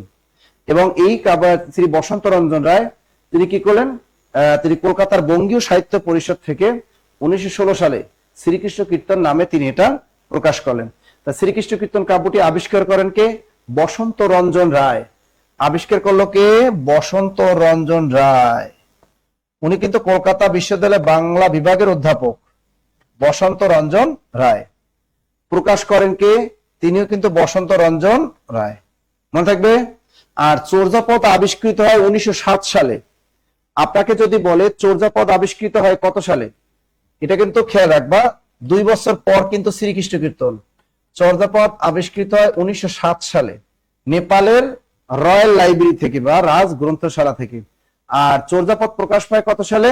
1916 সালে কলকাতার বঙ্গীয় সাহিত্য পরিষদ থেকে। চর্যাপদ আবিষ্কার করেন doctor Haraprasad Shastri. Doctor Haraprasad Shastri. Clear? শোনো, 1807 দেয়া ছিল, ওটা চেঞ্জ করে তুমি 1800, ওটা 1907 লিখে দাও, সমস্যা নাই। লিখছে লিখছে দেখছেন কত তথ্য। হ্যাঁ, আমি তো বলি যে টাকা দিয়ে জব মেডিসিনে ভর্তি হওয়া লাগবে না, ফ্রি ক্লাস করো, আমাদের খালি একটু দোয়া দিল তাই হবে।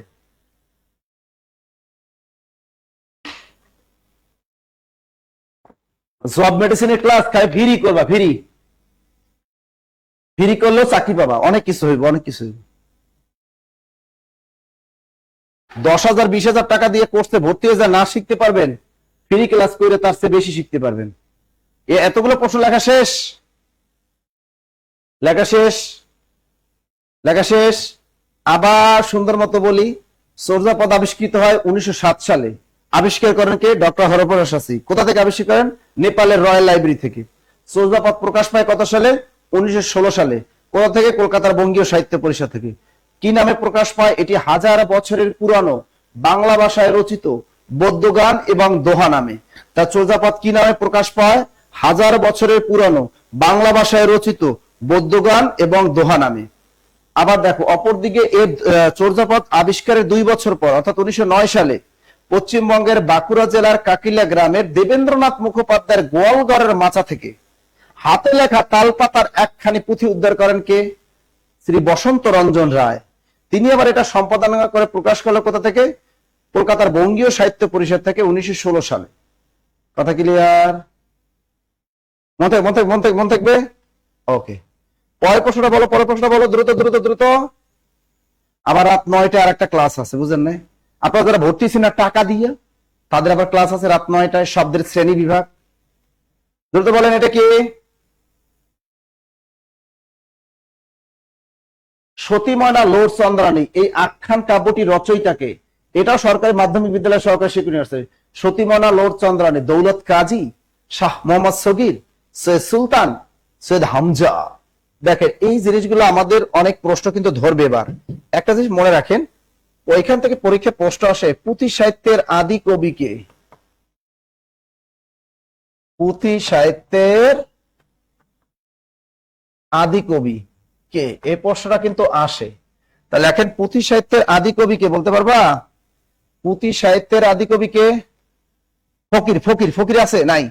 পুঁথি সাহিত্যের আদি কবি ফকির গরিবুল্লাহ, সব গরিবরা।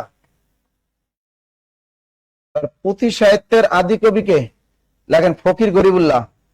পুঁথি সাহিত্যের আদি কবি ফকির গরিবুল্লাহ। পুঁথি সাহিত্যের শ্রেষ্ঠ কবি কে? তা ওই ফকির গরিবুল্লাহ, লিখে রাখেন। পুঁথি সাহিত্যের আদি কবি এবং শ্রেষ্ঠ কবি ফকির গরিবুল্লাহ, সব ফকির। আচ্ছা, দেখ সুন্দর একটা নবী খান কথা বলছে, আগে যদি জানতাম রে এত ফ্রি ক্লাস দিবেন তাহলে আমি টাকা দিয়ে ভর্তি দিতে না। এটা কিন্তু সত্য কথা, এটা একটা সোরামি বুদ্ধি শিখাই দিলাম, একটা সোরামি বুদ্ধি কিন্তু শিখাই দিছি যে খালি ফ্রি ক্লাস করিও যদি চাকরি পাও না, এটা কিন্তু অনেক ভালো। টাকা রাইখে দাও পকেটে, জব মেডিসিনে টাকা দেওয়ার দরকার নাই। তা পুঁথি সাহিত্যের আদি কবি কে? ফকির গরিবুল্লাহ। পুঁথি সাহিত্যের শ্রেষ্ঠ কবি কে? ফকির গরিবুল্লাহ। পুঁথি সাহিত্যের দ্বিতীয় কবি কে? সৈয়দ হামজা। মনে থাকবে, পুঁথি সাহিত্যের দ্বিতীয় কবি, পুঁথি সাহিত্যের দ্বিতীয় কবি অর্থাৎ ফকির, এই ফকির গরিবুল্লাহর শিষ্য এলো সৈয়দ হামজা, সে হলো পুঁথি সাহিত্যের দ্বিতীয় কবি। পুঁথি সাহিত্যের দ্বিতীয় কবিকে সৈয়দ হামজা, লিখে রাখো, দ্রুত লেখেন। এরপর দেখেন, পুঁথি বানানে কোনো চন্দ্রবিন্দু দিবা না। বাজারে গাইডে কিন্তু অনেক ভুল আছে, পুঁথি সাহেব বানানে কোনো চন্দ্রবিন্দু দিবা না।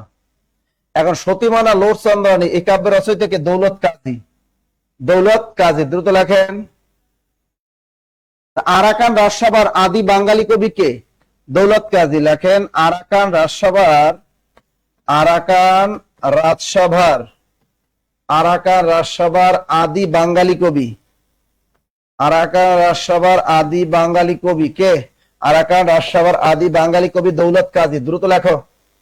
যারা হ্যান্ডনোট গুলো ভালো করে লিখবা আমার হোয়াটসঅ্যাপে পাঠাই দিবা, তোমাদের হ্যান্ডনোটটা আমরা আমাদের পেজে পোস্ট করে দিব তোমাদের নাম দিয়া। তা আজকে আমার যে নাম্বার আছে আমার নাম্বারে আজকে ক্লাসটা কি করবা, যারা নোট খাতা করছে সুন্দর মতো হাতে লেখা যাদের সুন্দর আছে তারা আমার নাম্বারে হোয়াটসঅ্যাপে পাঠিয়ে দিবা। তাহলে আরাকান রাজসভার আদি বাঙালি কবি কে? দৌলত কাজী, লিখে রাখেন। আরাকান রাজসভার আদি বাঙালি কবি দৌলত কাজী। এবার আসতে পারে আরাকান রাজসভার শ্রেষ্ঠ কবি কে? আরাকান রাজসভার শ্রেষ্ঠ কবি, আরাকান রাজসভার শ্রেষ্ঠ কবি কে? উত্তরটা হবে আলাওল, যাকে বাংলা সাহিত্যে পণ্ডিত কবি বলা হয়। তাহলে এখন আরাকান রাজসভার আদি কবি কে? দৌলত কাজী। আরাকান রাজসভার আদি বাঙালি কবি কে? দৌলত কাজী। আরাকান রাজসভার শ্রেষ্ঠ কবি কে? আলাওল। দ্রুত লেখেন। হ্যাঁ, মধ্যযুগের প্রথম মুসলমান কবি কে? শাহ মোহাম্মদ সগীর। এলো বাংলা সাহিত্যের প্রথম মুসলিম কবি, বাংলা সাহিত্যের প্রথম মুসলিম কবি শাহ মোহাম্মদ সগীর। দ্রুত লেখেন। তা আরাকান রাজসভার শ্রেষ্ঠ কবি কে? আলাওল। আরাকান রাজসভার আদি কবি কে? দৌলত কাজী। আরাকান রাজসভার আদি বাঙালি কবি কে? দৌলত কাজী। বাংলা সাহিত্যের পণ্ডিত কবি বলা হয় কাকে? আলাওলকে। বাংলা সাহিত্যে মহাকবি বলা হয় কাকে? আলাওলকে। বাংলা সাহিত্যে মহাকবি বলা হয় কাকে? আলাওলকে। পণ্ডিত কবি বলা হয় কাকে? আলাওলকে। তা আরাকান রাজসভার শ্রেষ্ঠ কবি কে? আলাওল। লেখা শেষ, লেখা শেষ, লেখা শেষ। বাংলা সাহিত্যের প্রথম মুসলমান কবি কে? শাহ মোহাম্মদ সগীর। দ্রুত লেখেন। লিখছেন, লিখছেন, লিখছেন। ওকে, পরের প্রশ্নটা কি? মেধাবী শব্দের সন্ধি বিচ্ছেদ কি? এটা দেখেন, মেধাবী শব্দের প্রকৃতি প্রত্যয় কি দেখেন। মেধাবী শব্দের প্রকৃতি প্রত্যয়, এটা একটা ব্যতিক্রম নিয়ম। মূল শব্দ হলো মেধা, মেধা যোগ কি হবে? মেধা যোগ বিন, মেধা যোগ বিন, এটা ব্যতিক্রম।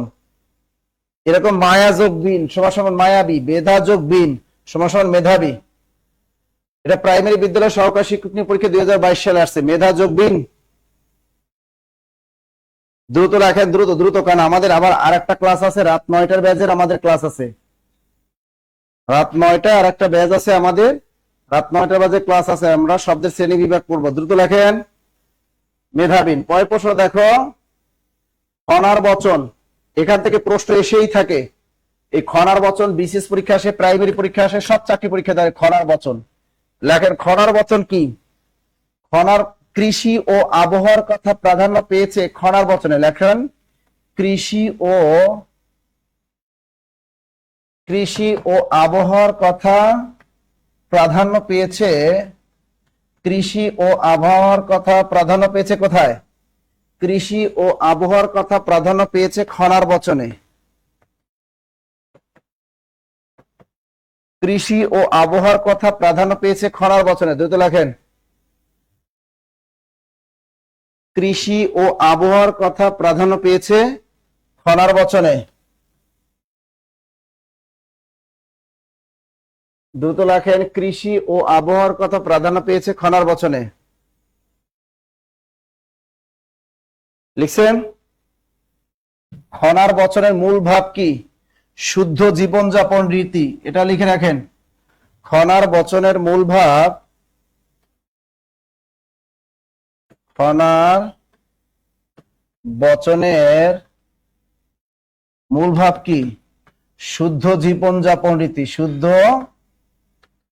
জীবনযাপন রীতি।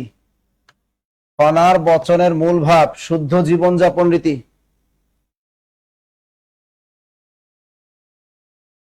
খনার বচনের মূল ভাব শুদ্ধ জীবনযাপন রীতি।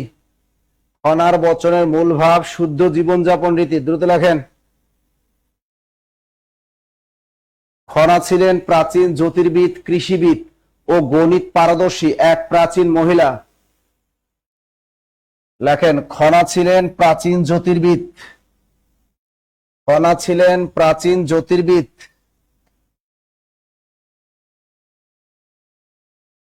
খনা ছিলেন প্রাচীন জ্যোতির্বিদ, প্রাচীন জ্যোতির্বিদ, খনা ছিলেন প্রাচীন জ্যোতির্বিদ, কৃষিবিদ ও গণিত পারদর্শী। খনা ছিলেন প্রাচীন জ্যোতির্বিদ, কৃষিবিদ ও গণিত পারদর্শী এক প্রাচীন মহিলা, এক প্রাচীন মহিলা। কিন্তু আধুনিক গবেষণায় দেখা গেছে কিন্তু আধুনিক গবেষণায় দেখা গেছে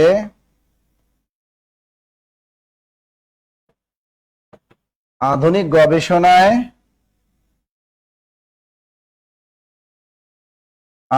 গবেষণায় দেখা গেছে খনা কোনো মহিলা ছিলেন না। খনা কোনো মহিলা ছিলেন না। খনা কোনো মহিলা ছিলেন না। কৃষক জীবনের বাস্তব অভিজ্ঞতাই হলো খনার বচন। কৃষক জীবনের বাস্তব অভিজ্ঞতা কৃষক জীবনের বাস্তব অভিজ্ঞতাই হলো খনার বচন।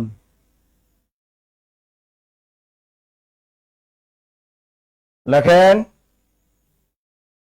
তাহলে খনা ছিলেন প্রাচীন জ্যোতির্বিদ, কৃষিবিদ ও গণিত পারদর্শী এক প্রাচীন মহিলা। কিন্তু আধুনিক গবেষণায় দেখা গেছে এই খনা কোনো প্রাচীন মহিলা ছিলেন না।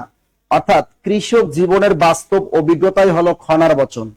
এই তথ্যটা নেওয়া হয়েছে বাংলা একাডেমি বাংলা সাহিত্যের ইতিহাস খনার বচন ওই টপিকটা থেকে নেওয়া হয়েছে। তাহলে কৃষক জীবনের বাস্তব অভিজ্ঞতাই হলো কি খনার বচন। বাহ, মাকসুদ আক্তার কি সুন্দর লিখে দিছে আপনাদেরকে, তাই তো? অনেকে লিখে দিছে আপনাদেরকে, এখান থেকে লিখে রাখেন। লিখছেন খনার বচনের সংখ্যা প্রায় 1.5 লাখ। লেখেন খনার বচনের সংখ্যা প্রায় 1.5 লাখ।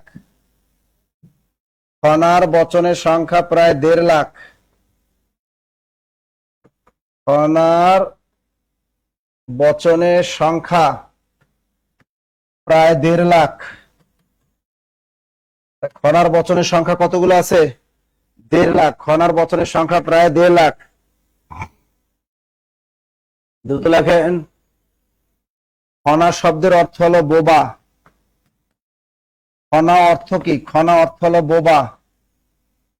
এটি তিব্বতীয় ভাষার শব্দ। খনা শব্দের অর্থ কি? বোবা। দ্রুত লেখেন খনা শব্দের অর্থ বোবা। লিখছেন দ্রুত লেখেন। খনার বচনের উৎপত্তি হয়েছিল কলকাতার হিন্দু সমাজে। খনার বচনের উৎপত্তি হয়েছিল কলকাতার হিন্দু সমাজে। খনার বচনের উৎপত্তি হয়েছিল কলকাতার হিন্দু সমাজে। খনার বচনের উৎপত্তি হয়েছিল কলকাতার হিন্দু সমাজে। খনার বচনের উৎপত্তি হয়েছিল কলকাতার হিন্দু সমাজে। ব্যবহারকারীর সংখ্যা বিবেচনা বাংলা বিশ্বের কততম প্রধান ভাষা বলতে পারবেন? ব্যবহারকারী দিক থেকে বাংলা ভাষার অবস্থান কত, কে বলতে পারেন?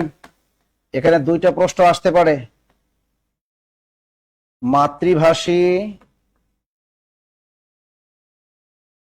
মাতৃভাষী জনসংখ্যার দিক থেকে বাংলা ভাষার অবস্থান, এই একটা টপিক আসে। তাহলে মাতৃভাষী জনসংখ্যার দিক থেকে বাংলা ভাষার অবস্থান কত? উত্তরটা হবে পঞ্চম। পরীক্ষায় পঞ্চম না থাকলে আপনি ষষ্ঠ টিক দিয়ে আসবেন। মাতৃভাষী জনসংখ্যার দিক থেকে এত তথ্য মনে রাখবো কেমনে? আচ্ছা আমি মনে রাখছি কেমনে একটু কত? আমি কি দেখে পড়াই? কথা কয় না কেন? আমি কি দেখে পড়াই না আমি বই স্লাইড দেখে পড়াই? আমি তো দেখি অনলাইনে তো এই 80% টিচারদের দেখি খালি বোর্ডে দেখে খালি পড়ায়। আমি কোন জিনিসটা দেখে পড়াইলাম আপনাদের? আমি মনে রাখছি কেমনে? মনের ভিতরে সারাদিন যদি ওই বয়ফ্রেন্ড ঘুরে, মনের ভিতরে সারাদিন গার্লফ্রেন্ডের কথা চিনতে থাকে, তাহলে পড়াশোনা পারবা কেমনে? চাকরি হইব কেমনে? এত সিম্পল জিনিসগুলো পড়াইতেছি, এই জিনিসগুলো মনে রাখবো কেমনে? তা চাকরিটা পাবা কেমনে? এটা মাতৃভাষী জনসংখ্যার দিক থেকে বিশ্বে বাংলা ভাষা অবস্থান পঞ্চম। পঞ্চম না থাকলে ষষ্ঠ ঠিক দিবা। আর যদি বলে ব্যবহারকারীর সংখ্যা বিবেচনা বিশ্বে বাংলা ভাষা অবস্থান কত? উত্তরটা হবে সপ্তম। উত্তরটা হবে সপ্তম। দ্রুত লেখেন, দ্রুত। যদি মাতৃভাষা বলে, মাতৃভাষার দিক থেকে বাংলা ভাষার অবস্থান কত? পঞ্চম। পঞ্চম না থাকলে ষষ্ঠ মারবা, পঞ্চম ষষ্ঠ দুইটা থাকলে পঞ্চমে মারবা। আর যদি ব্যবহারকারী জনসংখ্যার বিবেচনায় বিশ্বে বাংলা ভাষার অবস্থান কত? ব্যবহারকারী মানেই সপ্তম, মনে রাখবা, ব্যবহার মানেই সপ্তম, ব্যবহার মানি 7, ব্যবহার মানি কি 7, মাতৃভাষা মানি পঞ্চম, মাতৃভাষা মানি পঞ্চম, ব্যবহার মানি সপ্তম, এভাবে মনে রাখবা, ব্যবহার মানি সপ্তম, মাতৃভাষা মানি পঞ্চম। ক্লিয়ার? কথা কর নাকা, কথা কর নাকা, কথা কর নাকা, দ্রুত বলেন। তা আপনি তো একটা বিষয়, আমি একটা বিষয় নিয়ে পড়ি নাই, আমিও বিশেষ পরীক্ষা ভাইবে দিছি না, আমরা পড়াশোনা করি নাই, আমরা সব বিষয়ে অলরাউন্ডার, টেনশন নিও না, সবই পড়তে হবে আমাদের। তাই গেল এই দুইটা, সবাই পারছেন। এবার লেখেন দাপ্তরিক ভাষা হিসেবে বাংলা ভাষার অবস্থান। দাপ্তরিক ভাষা হিসাবে বাংলা ভাষার অবস্থান, দাপ্তরিক ভাষা হিসাবে বাংলা ভাষার অবস্থান কত? দশম। দাপ্তরিক মানে অফিস আদালতের ভাষা, দাপ্তরিক ভাষা হিসাবে বাংলা ভাষার অবস্থান কত? ইস, দাপ্তরিক ভাষা হিসেবে বাংলা ভাষার অবস্থান দশম। দশম। শেষ আমাদের ক্লাস, আজকের মতো শেষ। কারণ এই আর 5 মিনিট পরে আর একটা ক্লাস শুরু হবে, শব্দের শ্রেণী বিভাগ। তো এই শব্দের শ্রেণী বিভাগ ক্লাসটা কারা করতে পারবো? যারা আমরা টাকা দিয়ে ভর্তি হয়েছি, যারা প্রাইমারি প্রধান শিক্ষক নিয়োগ, সহকারী শিক্ষক নিয়োগ কোর্সে যারা ভর্তি হয়েছেন, এবং যারা 1600 টাকা দিয়ে ভর্তি হয়েছেন, যারা এবং রাত 9টার বাজে যারা ভর্তি হয়েছেন, তাদের ক্লাসটা এখন।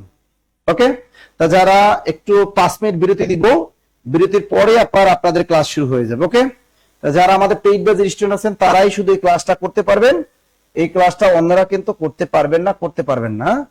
তাই যারা এখন আমাদের কোর্সে ভর্তি হয় না, এইটা ব্যাচটার নাম কিন্তু আইসিইউ ব্যাচ একদম। তো এই আইসিইউ ব্যাচে যারা ভর্তি হন নাই, আইসিইউ ব্যাচে, এই ব্যাচে যারা, এই যে প্রাইমারি প্রধান শিক্ষক, ব্যাচটা হলো প্রাইমারি প্রধান শিক্ষক, প্রাইমারি প্রধান শিক্ষক এই একটা, আর প্রাইমারি সহকারী শিক্ষক, একটা, আর হলো কি মাধ্যমিক সহকারী শিক্ষক, আর একটা মাধ্যমিক সহকারী শিক্ষক। এই দুইটা কোর্সে যারা এখন ভর্তি হয় না, এই দুইটা কোর্সের আমরা 60% ডিসকাউন্ট দিয়ে 3000 টাকার কোর্স মাত্র 1600 টাকা করে দিছি। কত টাকা? 16 টাকা, একদম বই সহ, কিন্তু একদম বই সহ। বই আপনাদের সুন্দরবন কুরিয়ারে চলে যাবে। আর এটা আমাদের অফলাইনে ভর্তি হলে ফিক্সড 5000 টাকা, অফলাইনে ভর্তি হলে ফিক্সড 5000 টাকা। ক্লিয়ার সবাই? মনে থাকবে? ওকে, কারা কারা ভর্তি আছেন কমেন্ট করেন। রাত 9টায় আপনাদের সাথে দেখাবে, কিছুক্ষণ পরেই দেখাবে, 5-10 মিনিট আমরা বিরতি দিব, আমি একটু চা খাবো, আপনারা একটু চা খাবেন, একটু ওয়াশরুমে যাইবেন, তারপর আবার খাতা কলম নিয়ে পড়াশোনা শুরু করবেন। ওকে, প্রতিদিন ক্লাস করতে হবে, প্রতিদিন এক্সাম দিতে হবে, প্রতিদিন ক্লাস করতে হবে, তাহলে একটা চাকরি পাওয়া সম্ভব। ভাই, যদি আপনি মনে করেন 90টা এমসিকিউ, এই 90টা এমসিকিউ দাগায় যদি একটা চাকরি পাওয়া যায়, তাহলে ভালো না?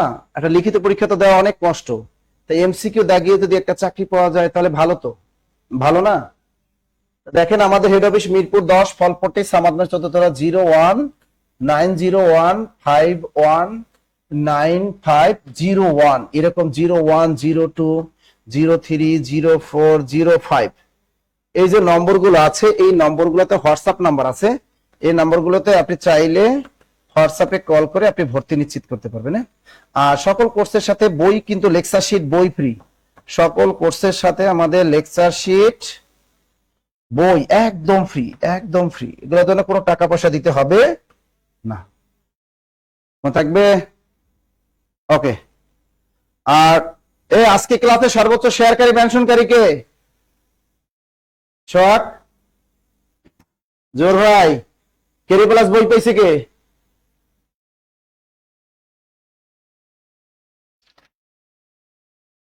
সর্বোচ্চ শেয়ারকারী, মেনশনকারী নাম দুটো দিয়ে দেন। আচ্ছা, আজকে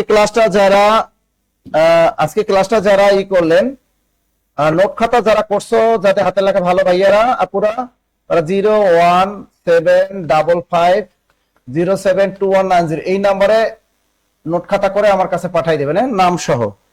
হ্যান্ড নোট খাতা লিখবেন, জব বিডিসির নামটা লেখা থাকবে, হ্যান্ড নোটের উপরে জব বিডিসির নামটা লিখে দিবেন, স্যারের নাম লিখবেন, জব বিডিসি 01755072190 এই নম্বরে হোয়াটসঅ্যাপে পাঠিয়ে দেবেন। ওকে ওকে ওকে ওকে, মনে থেকে জানো, মনে থেকে জানো, মনে থেকে জানো। ওকে,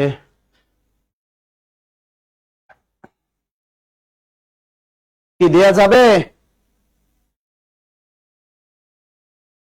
হ্যাঁ, আচ্ছা দেখ না নাম দুটো কই।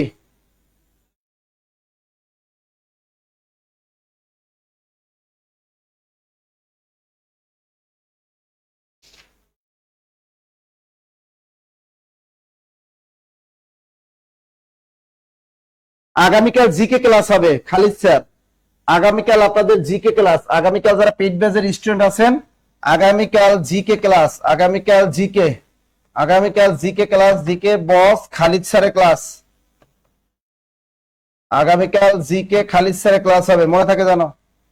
আগামীকাল জিকে খালিদ স্যার ক্লাস দিবে। আর ইংরেজি রাতুল স্যার, ইংরেজি রাতুল স্যার।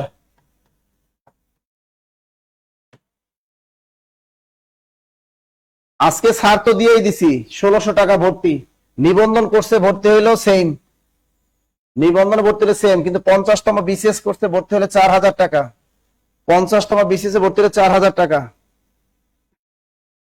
ওকে,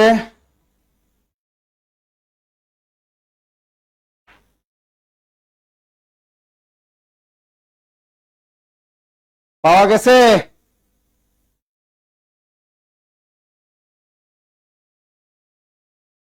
একটু ওয়েট, একটু ওয়েট, আজকে কে বই পাইলেন একটু ওয়েট, আজকে সর্বোচ্চ শেয়ারকারী মেনশনকারী কে বইটা পাইলেন একটু নামটা আপনাদের বলে দিচ্ছি।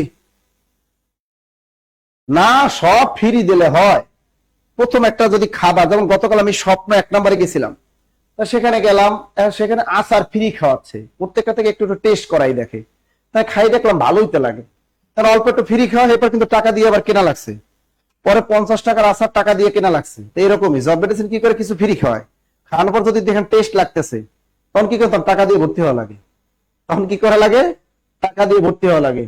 আচ্ছা দেখেন আজকে সর্বোচ্চ রেণুকা খাতুন, এর আগেও রেণুকা বই পাইছিল, রেণুকা এর আগেও বই পাইছে কিন্তু, আর একটা শারমিন রুমা, দেখেন সর্বোচ্চ শেয়ারকারী এমএসটি, আবার বলে দিই এমএসটি রেণুকা, রেণুকা, রেণুকা খাতুন